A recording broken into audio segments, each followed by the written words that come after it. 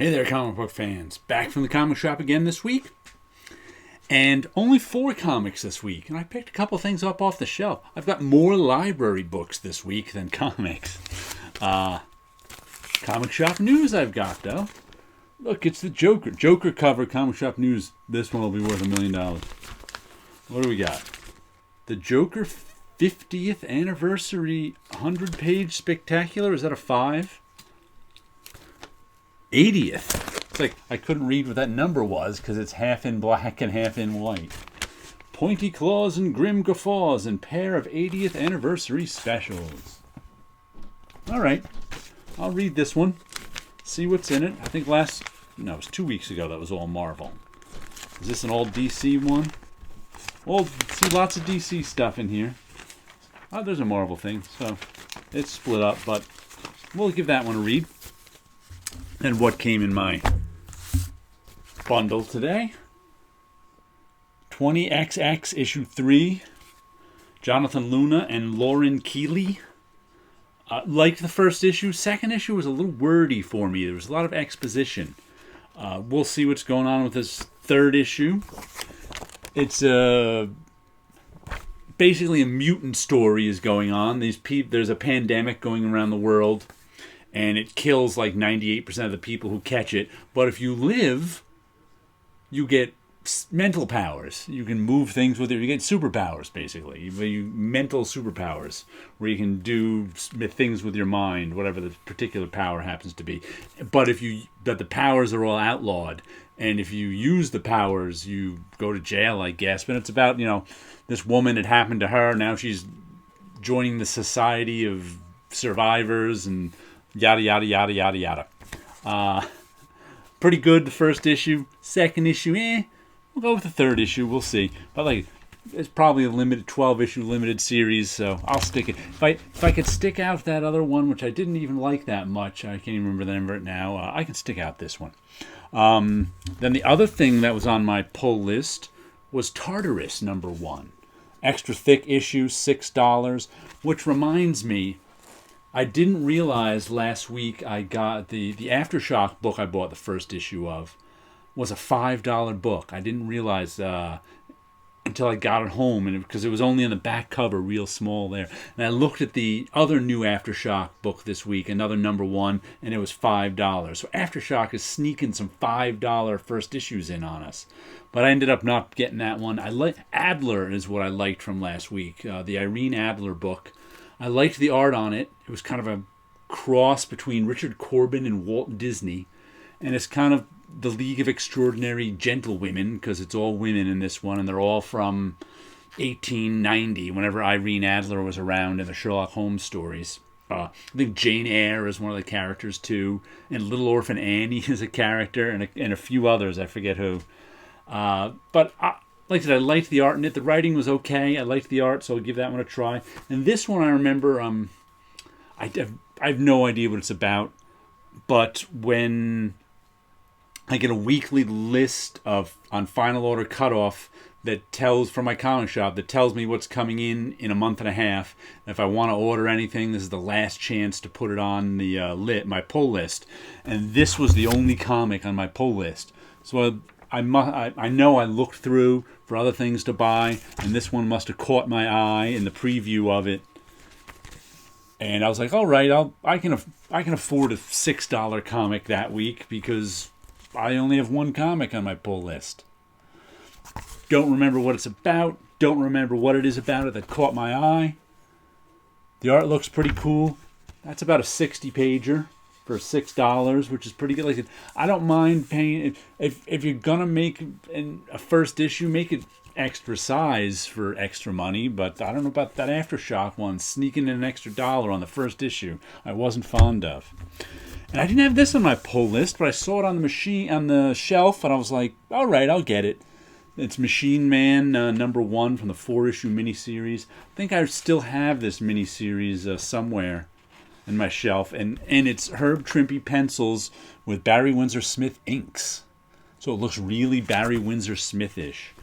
I don't know why I decided not to put this on my pull list when I saw it there, but I saw it on the shelf and went, I'll pay $1 for that. Why not? Maybe I'll dig out the old issue and compare and contrast between the new one and the old one. But there's a... Well, what issue is this? Number 1 of this. Let me flip to the back if I can reach it. Iron Man of 2020. Pardon me, it's Machine Man number 2. I guess that's where Iron Man of 2020 debuted. There he is on the last page. So I guess it's Machine Man number 2 miniseries from the early 80s. I remember when this came out in the early 80s. It was pretty fun. And then I had an off-the-shelf pickup with a terrible logo. Gut Ghost from Scout Comics. It's a one-shot. I kind of liked the goofy looking art. I don't know what's going on in this story. But there's also lots of where's that other spread? I kind of liked that goofy drawing of this woman here. Looks like there's lots of big panels and double page spreads and splash pages, and so I figured, you know what? It was the only copy there. I was like, I'll take it home with me for $4 and give it a read. Now let me show you the library books I got. What I did was I put Jack Kirby into their search engine just to see if there's some Jack Kirby stuff I haven't read. And this came up. Simon and Kirby Crime Comics. I read some of this. There's my bookmark in it there. Man, I have to say, the more pre-code stuff I read, the more I'm amazed by it. Not pre-code superhero stuff, but like crime and horror. These stories are from like 47 to 49, and they are more sophisticated and adult than Marvel Silver Age stuff. And if there's not a lot of violence and gore in this either. It's just amazing to me how much comics was hamstrung by the comics code. Because like I said, these are more adult and sophisticated than comics that I was reading in the 70s. There's some true crime stuff. There's some crime stories. There's a Gunmaster. It was just a crime, and they're just well done. I mean, a lot. Even like I give the advice a lot of time for. I think it was the Masked Panther. Was just reading some of the earliest Fantastic Fours, and he was like, "Oh man, I have a hard time getting through a lot of issues of it." I'm like, when you're reading the Silver Age stuff, either Marvel or DC. Read one issue, put it down, read another issue the next day. Because those comics were not meant to be read a lot in a row. These you can read a lot in a row. I mean, there's some of the stories are longer than others, but they're good. They're grown up. They're adult. They're really cool. You don't have to get into that childlike mind in order to read them. So check out some Simon and Kirby. I have no idea why this one came up with Kirby. But it's the golden age of the world's greatest mortal. I think there's a Chip Kid is the designer. He's like one of the superstar designers. He's the only one. There's not many. I really wanted to read some golden age Captain Marvel, but there's not much in here. I'll flip through it. It's mostly, look, this is the Captain Marvel stuff that came out. I think there's a couple of comics in the beginning. But it's really it's really an excuse for Chip Kid to do design with Captain Marvel stuff. So this one was a little. It's just something I'll flip through and return. So it's not great. And then I got Monsters Unleashed Prelude. Remember this series from a few years ago in Marvel? It's a crossover, but it's got this early Kirby monster stuff in the beginning. First Groot, and then it's got the newer stuff. There's plenty of Kirby in here. Then it's got some newer stuff in here, sprinkled in too. But oh wow, there's lots of monster stuff. There's more monster. Oh, there's the newer monster stuff. This is from, when did this come out? 2014 or something? I can't remember when the Monsters Unleashed miniseries was. It's like some Frank Cho or something there. But figured I'd thumb through some Kirby monster stuff.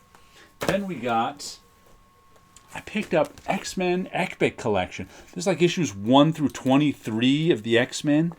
And I realized I probably have never read or even looked through all the first 20 issues of the X-Men. I just never have. I mean, I've read issues here or there over the years. Of course, number 1 has been reprinted a million times. First, Magneto has been reprinted. But all the other stuff, I don't think I have. So I figured I'd check it out. Why not? Let's see, what's the last issue they got here? Like, Porcupine is that. X-Men 23? I don't think I've ever seen X-Men 23. So we'll give that one a look. And then, this one came up with Jack Kirby's name. What Nerve? This isn't a comic. This is Alternative Figures in American Art, 1960 to present. So, it's all sorts of artists, sort of unknown artists from 1960 to present. And there's a chapter on Jack Kirby. Where the guy, I actually read this, the chapters are short. He actually picked out a lot of the pieces of the Jack Kirby conceptual art pieces because he wanted stuff that was pure Kirby. As he said, comic books are made like an assembly line. This piece hung in Jack Kirby's office for the last 20 years of his life. It's a huge, huge piece. So he got some of this, copies of some of this conceptual stuff. I thought there was one more spread. Oh, there we go.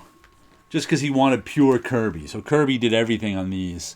Did the drawing, the inking, and the color. So that's the example he wanted to give. But I enjoyed the piece on Jack Kirby. I'm gonna read the rest. I'm gonna at least flip through the rest of the book too. So that was kind of cool.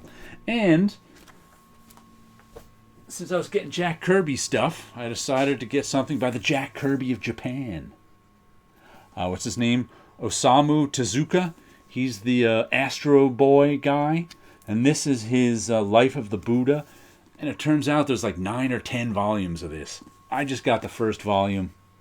If I like it, I'll order more volumes. Why not? But yeah, there's a good range. There's a good range of stuff from you. So use your local library. My local library has a website. I put Jack Kirby's name into the search engine. All sorts of stuff came up, and that's what I got. I'm going to give you a little look at some art. Here's another big ink piece I just did this week with a strange-looking woman and a strange-looking man. I'm going to do another giant face still, but I don't know whose face to use. But here's a face I just made up in my head. That's that woman's face with her straight across hair. Lots of little spirals in the back. And this guy's face is strange. He looks dour. That's this right behind it. That's known as elephant hatching. Remember when I found out the name of it? I used to do it. I don't know where. I think I picked it up from some Savage Sword of Conan when I was a kid. And I never knew it had a name until many years later when I saw someone call it. Said its name is elephant hatching. I like that weird eclipse halo he's got too. There you go. Another big ink drawing. Some comics. And you guys all have a good week out there.